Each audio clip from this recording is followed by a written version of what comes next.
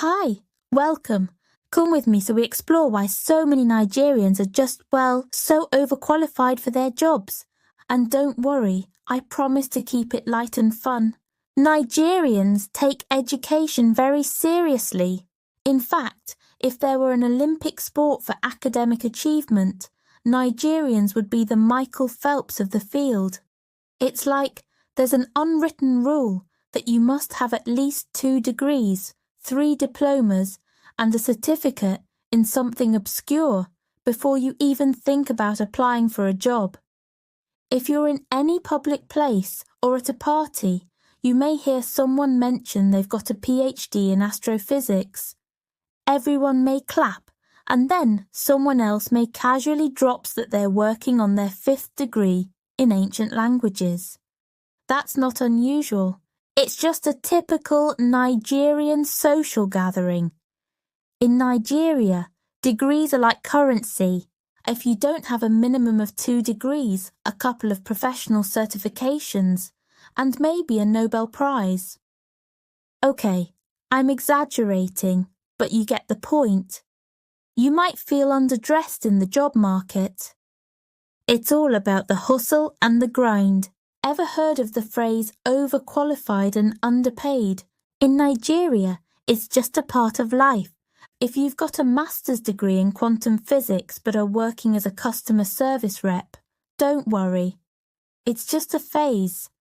Eventually, you'll move up to a job that matches your qualifications, or at least that's the dream. Nigerians have this amazing attitude of why not? When it comes to education, it's like a game of collect all the degrees. It's not uncommon to find someone with a degree in law, another in medicine, and a third in culinary arts. You see, Nigerian parents have this tagline of education is the key to success. So, if you're not unlocking doors with your degree, you're just collecting keys for fun. Look at this scene. You've got a job interview, and the employer is looking at your resume, which looks like a novel. They see Masters in Engineering, Certificate in Advanced Technology, and Bachelor's in Underwater Basket Weaving. Hey, you never know. They're impressed but also slightly bewildered. The employer might think, do I really need someone who can engineer rockets and weave baskets underwater for this job? In Nigeria, this is a common scenario.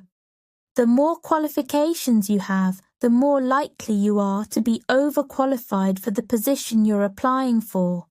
It's like bringing a rocket launcher to a water balloon fight. That's impressive, but a bit much. Nigerian parents are like secret agents in the world of education.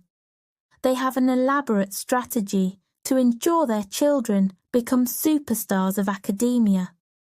If you were ever lucky enough to have a Nigerian mom or dad, you know they're experts in the art of motivation.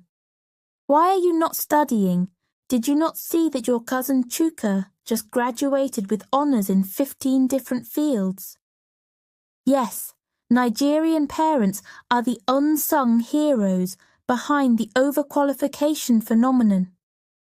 They push their kids to aim high, not just to succeed, but to make sure they can answer any question in any field with the utmost confidence. It's like they're preparing their kids for a game show called Who Wants to Be a Super Scholar? Education in Nigeria isn't just a personal goal, it's a cultural value. It's rooted in every aspect of life. When Nigerians say knowledge is power, they mean it. If you don't know about everything from quantum mechanics to ancient history, you might be considered a novice. So, when you see someone with multiple degrees and certifications, remember, it's not just about getting a job, it's about fulfilling a cultural expectation. It's like being on a quest to become the ultimate superhero of knowledge.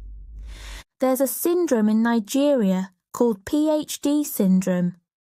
This is not an actual medical condition, but a humorous term to describe those who are perpetually in school. You see, there are people who will go from one degree to another just to keep the student status alive.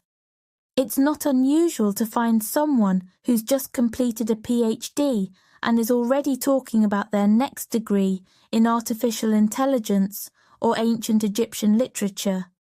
They might not need it for their current job, but hey, it's all part of the fun. Being overqualified can be a double-edged sword. On one hand, you've got an impressive resume that can dazzle anyone. On the other hand, you might find yourself in a job that doesn't quite match your skill set. Think of it as having all the knowledge but no workable skills to make money. You're capable of so much more, but sometimes you end up doing the basics. In Nigeria, degrees are often seen as fashion statements. It's like, oh, you have a degree in chemistry. That's nice, but do you have a PhD in astrobiology? It's all about keeping up with the educational trends. Degrees aren't just about knowledge.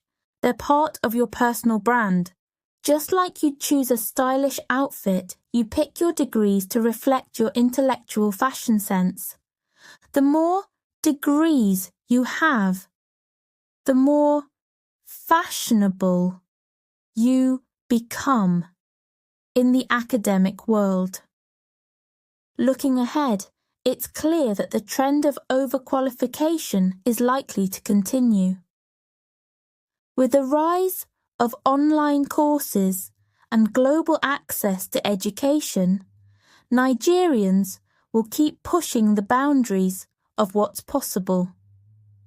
So, if you're ever in Nigeria and you meet someone who's studying for their 15th degree, just remember that it's not just about the job. It's about a culture where knowledge is the ultimate achievement and education is a lifelong adventure. Now you know why Nigerians are often overqualified for their jobs. It's a combination of cultural values, personal ambition, and a bit of friendly competition. Next time you meet someone with a stack of degrees and certifications, give them a handshake and maybe a chuckle. After all, in the world of Nigerian education, it's not just about being qualified. It's about being spectacularly, wonderfully overqualified. Thanks for joining me on this fun exploration.